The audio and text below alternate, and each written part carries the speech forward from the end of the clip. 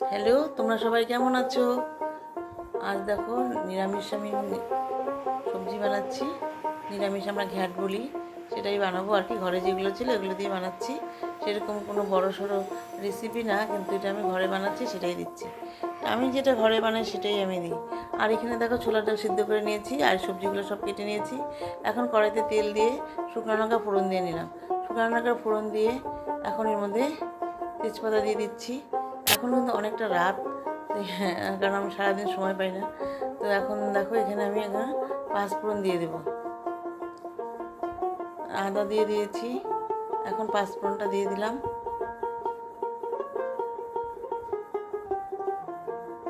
তো পাঁচফোড়ন দিয়ে আর আদা দিয়ে ভালো করে ভেজে নিচ্ছি। এখন এখানে বিচি ছাড়িয়ে টমেটো দিয়ে দিলাম। তো টমেটোটা ভেজে নিয়ে এখন এর মধ্যে সবজিগুলো সব ঢেলে দেবো।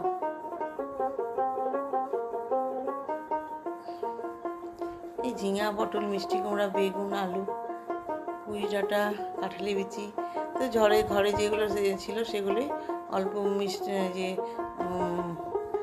কী বলে ওগুলোকে, গাঠি কচু, অল্প, বেশি ছিল না, অল্প দিয়েছি। আর এতে এগুলোই, আর অল্প সামান্য পেঁপে দিয়েছি, আর মূলা, এসব দিয়ে এখন দেখো সবজিটাকে ভালো করে ঘেটে নিচ্ছি।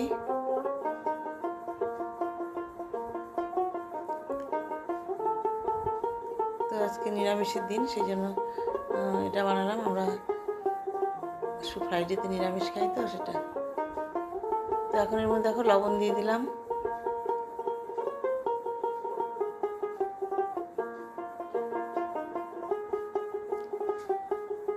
লবণ দিয়ে ভালো করে মিশিয়ে নিচ্ছি।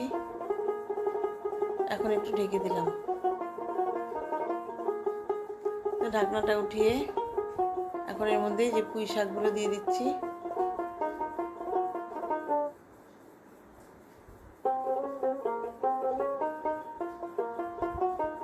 পুঁই শাকটা দিয়ে ভালো করে মিশিয়ে নিচ্ছি। তো এইভাবে ভালো করে মিশিয়ে নিয়ে এখন এর মধ্যে কয়েকটা কাঁচা লঙ্কা দিয়ে দিলাম ফেলে।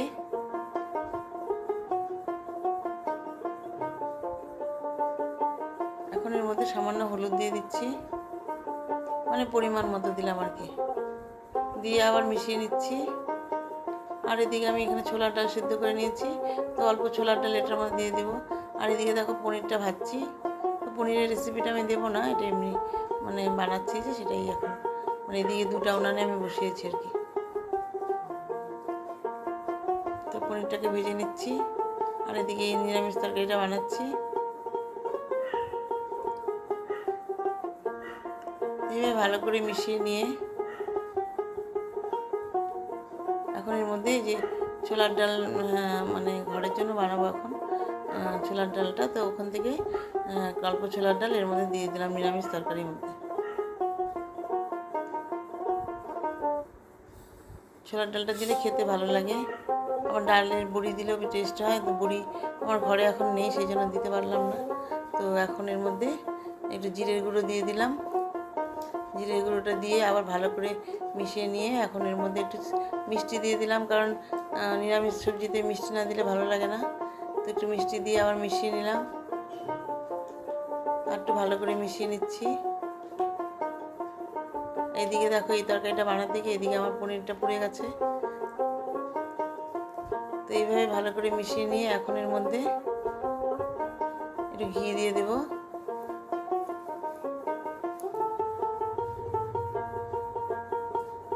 আর এই ডালটা আমি সোমবার দিয়ে নেব।